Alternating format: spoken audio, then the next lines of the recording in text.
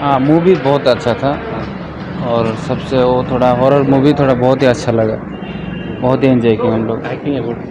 Acting काजल का acting बहुत अच्छा था। हॉरर थोड़ा सीन्स थोड़ा कम है लेकिन एक्टिंग अच्छा है। हॉरर सीन्स थोड़ा उतना अच्छा नहीं है, थोड़ा और एक्सट्रीम होता तो अच्छा होता। परफॉर्मेंस अच्छा है, थिएटर एक्सपीरियंस अच्छा है, साउंड क्वालिटी सब अच्छा है। सुपर है। सुपर है, अच्छा है, मस्त है। ऐसी ही मूवी निकालो, मस्त है, अच्छा है, देखने आओ। और दूसरी बात की अच्छा मूवी भी था और ऐसा मूवी निकालना चाहिए, मस्त था, पैसा ही सोल हो गया। मस्त था, टिकट अच्छा भी था और क्या बोलता है इसका परफॉर्मेंस भी अच्छा भी था, काजल भी मस्त लगा इसमें। एंजॉय अच्छा मिला। अच्छा एक्टिंग एक्टिंग भी अच्छा रहा, एंजॉय मिला। अच्छा करीना कपूर एक्टिंग हाँ करना अच्छा था ये जो അടിപൊളി നല്ല ഫിലിമാണ് എന്ന് പറയുമ്പോൾ നല്ല ഡയറക്ഷൻ, നല്ല കഥ, തിരക്കഥ, പിന്നെ നമ്മുടെ കാജലിൻ്റെ അഭിനയം എല്ലാം കൊണ്ടും സൂപ്പറായിട്ടുള്ളൊരു സിനിമയാണ്. പിന്നെ നമ്മൾ നത്തിങ് മോർ നത്തിങ് ലെസ് എന്നൊക്കെ പറയില്ല, എല്ലാം കണക്കിന് മാത്രമേ ഉള്ളൂ, ഓവറായിട്ടും ഇല്ല എന്നാൽ ബോറിംഗ് ആയിട്ടും അല്ല.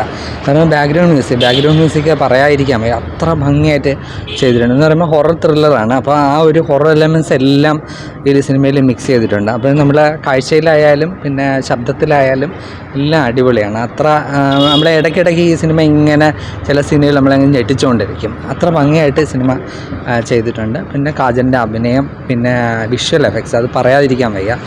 നമ്മളെ ലാസ്റ്റ് കഴിഞ്ഞ കൊല്ലം മറ്റേ സ്ത്രീ 2 ഹിന്ദി സിനിമയിൽ പിന്നെ അങ്ങനെ 1-2 സിനിമകൾ ഇറങ്ങി, അതുപോലെ നല്ല മികച്ചൊരു സിനിമയാണ് ഈ മാ എന്ന് പറയുന്നത്. തീർച്ചയായിട്ടും ഹൊററാണ്. നമ്മളെ ഈ സിനിമ ഇടയ്ക്കിടയ്ക്ക് നന്നായിട്ട് പേടിപ്പിക്കും, ചില നമ്മൾ വിചാരിച്ചിരിക്കാത്ത സമയത്തൊക്കെ.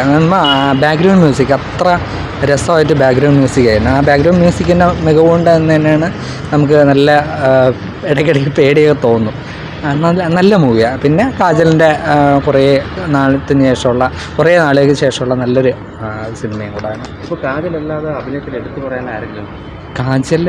കാജലിനും പിന്നെ അതിൽ 2 പെൺകുട്ടികളാണ്, ടീനേജിലുള്ള കാജലിൻ്റെ മകളായിട്ടും വേറൊരു പെൺകുട്ടിയും, അവർ നന്നായിട്ട് അഭിനയിച്ചിട്ടുണ്ട്.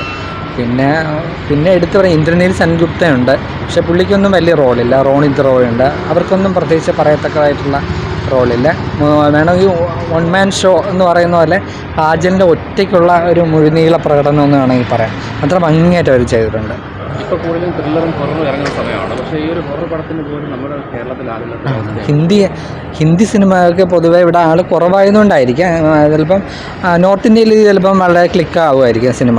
കാരണം അവർക്ക് കഴിഞ്ഞ കൊല്ലം കിട്ടിയ ഈ പറഞ്ഞ സ്ത്രീ 2 പോലെയും സ്ത്രീ പോലെയും ആളുള്ള നല്ലൊരു എൻജോയ് ചെയ്യാൻ പറ്റുന്ന നല്ലൊരു ഹൊറർ. കാരണം സാധാരണ സിനിമകളിൽ പറയുന്നതിനെക്കാട്ടിയും വേറിട്ടൊരു കഥയും കൂടെയാണ് സിനിമയിൽ. ഒരു ബംഗാൾ പശ്ചാത്തലത്തിലാണ് ഈ സിനിമ പറയുന്നത്. നല്ല മൂവിയാണ്.